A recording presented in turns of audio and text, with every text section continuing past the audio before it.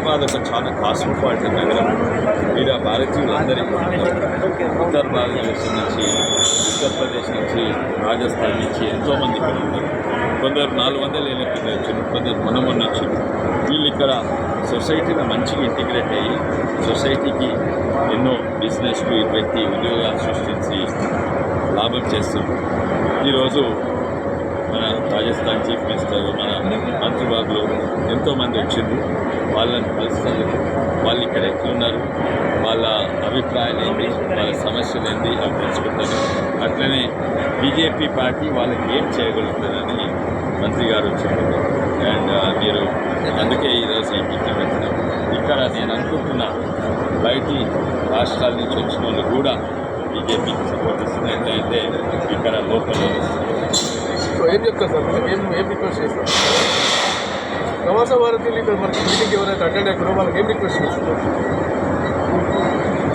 దేశాన్ని రక్షిస్తుండు, అటు పాకిస్తాన్ చైనా నుంచి, ఇటు పేదలను ఆదుకుంటుండు, అటు ధర్మాన్ని కాపాడుతుండు, ఎకానమీని 10వ స్థాయి నుంచి 5వ స్థాయికి తీసుకుంటుంది.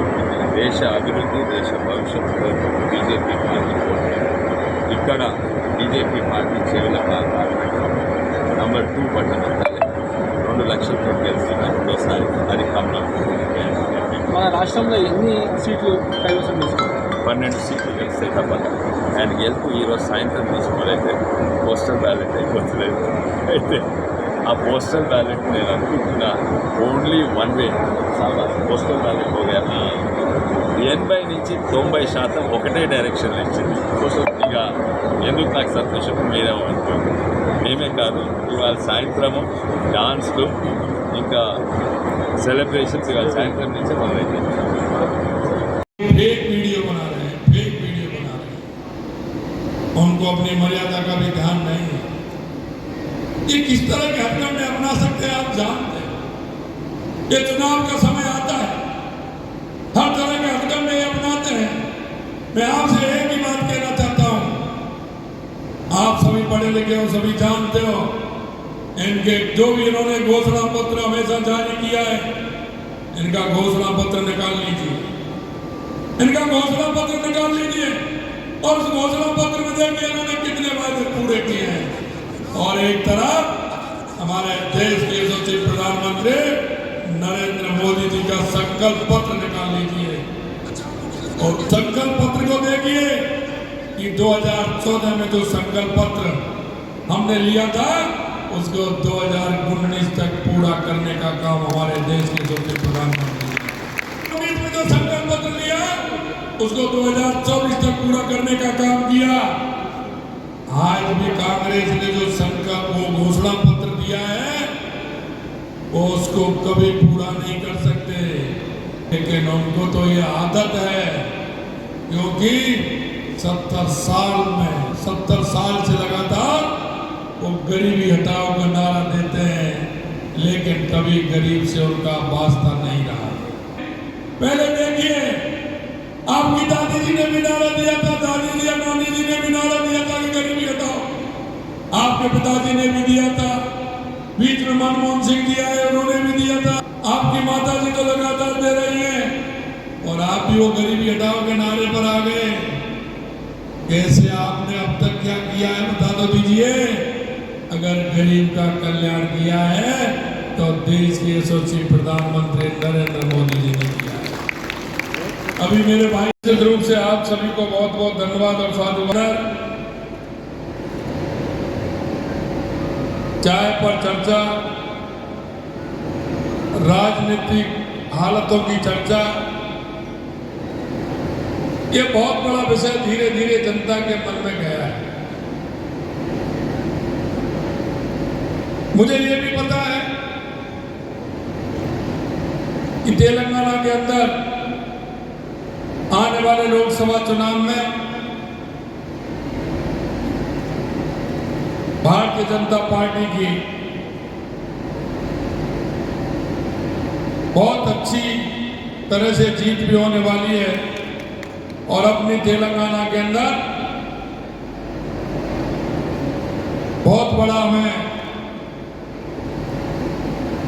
लोकसभा के चुनाव में बहुमत भी मिलने वाला है। आपसे 2-3 बातों की चर्चा करना चाहता हूं, और वो चर्चा मैं आपसे यह करना चाहता हूं। मैंने कहा था कि 2014 के बाद इस देश में आपने परिवर्तन देखा है क्या?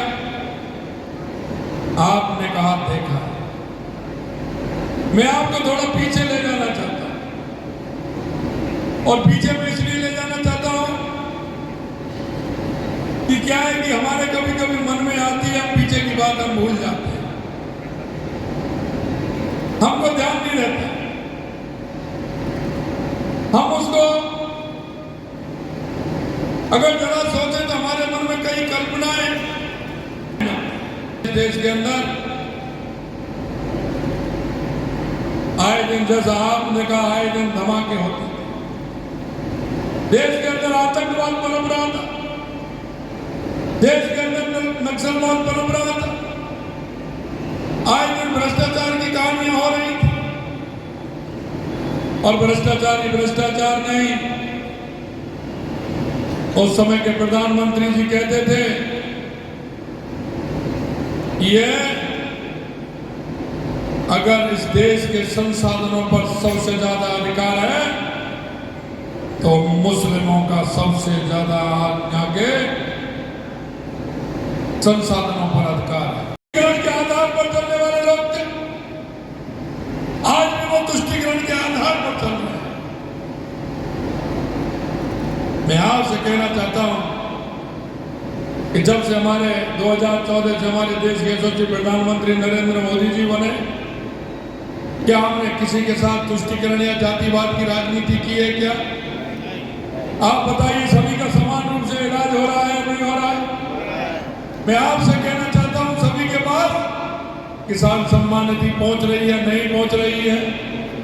सभी के पास खाद्य सुरक्षा का लाभ सभी को मिल रहा है, नहीं मिल रहा है? कहीं हमने तो नहीं कहा कि इसको मिलना चाहिए, उसको नहीं मिलना चाहिए। यह बात मैं आपको इसलिए ध्यान दिलाना चाहता हूं मेरे भाई और बहनों, कि हमेशा इस कांग्रेस ने तुष्टिकरण के आधार पर राजनीति की। सांस्कृतिक मूल्यों की बात करते हैं, वो इनकी नाराजगी होती है। हम कहते हैं सबको बढ़ाने का, आगे बढ़ाने का, सबको आगे आने का काम की बात करते हैं तो इनको परेशानी होती है। मैं आपको कहना चाहता हूं मेरे भाई और बहनों कि हमारे देश के यशस्वी प्रधानमंत्री नरेंद्र मोदी जी हमारे महात्मा गांधी जी के विचारों को लेकर के, सरदार वल्लभ भाई पटेल के विचारों को लेकर के, बाबा साहब भीमराव अम्बेडकर जी के विचारों को लेकर के, स्वामी विवेकानंद जी के विचारों को लेकर के, डॉक्टर श्यामा प्रसाद मुखर्जी के विचारों को लेकर के, और हमारे पंडित दीनदयाल उपाध्याय जी के अंत्योदय के विचारों को लेकर के चलने वाले अगर कोई इस देश में है तो वो देश के यशस्वी प्रधानमंत्री नरेंद्र मोदी देखना पड़ेगा। बात करते हैं, अब एक नया सबूका छोड़ देते हैं। इलेक्शन से पहले पूरा भारत डिसीजन ले चुका है कि अगली बार भी मोदी सरकार आएगा।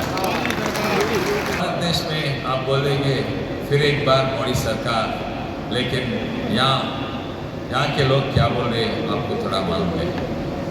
ई सार అయితే మోడీకే ఇస్తాం, परसों किसी को डाला शायद कांग्रेस को डाला टीआरएस, लेकिन ई सार అయితే मोदी के इस्ताम सब पार्टी के लोग, क्योंकि वहाँ देश का रक्षा कर रहे हैं या गरीबों को चावल दे के देखभाल कर रहा है, वो राम मंदिर बना के अपना सनातन धर्म को रक्षा कर रहे हैं।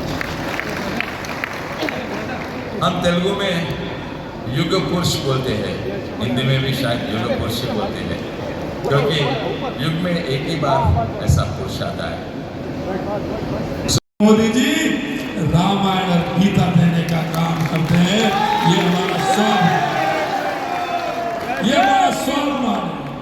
यही मित्रों, क्योंकि इस देश में कभी हूण आए, कभी कुषाण आए, कभी इस्लाम आए, अंग्रेज आए, हमारी संस्कृति को मिटा मिटाने का इन्होंने काम किया, हमारे विचारों को मिटाने का इन्होंने काम किया। लेकिन मैं धन्यवाद देता हूं ऐसे हमारे ऋषि मुनि संत महंत और हमारे ऐसे विद्वान लोगों को जिन्होंने कहा ये भारत की संस्कृति को मिटाने की बात करते हैं। हम कहते हैं ये भारत की संस्कृति कभी मिटने वाली नहीं है। आप जिस उद्देश्य को लेकर के आए थे वो यहाँ के लोगों ने उस उद्देश्य को भी फेल कर दिया, आपको अपने में समाहित कर लिया, आपकी संस्कृति का विलुप्त कर दिया।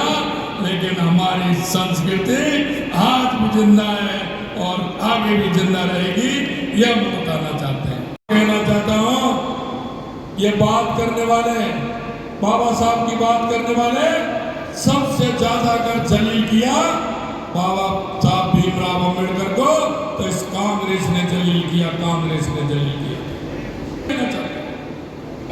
केरल में कांग्रेस ने कभी उनके बारे में चिंता नहीं की, उनको कांग्रेस का टिकट भी नहीं दिया, और जब वे चुनाव में खड़े हुए तो उनका हराने का काम भी इन कांग्रेस के लोगों ने किया। आप देखते हैं सरदार वल्लभ भाई पटेल जिन्होंने पूरे देश की रियासतों को मिला करके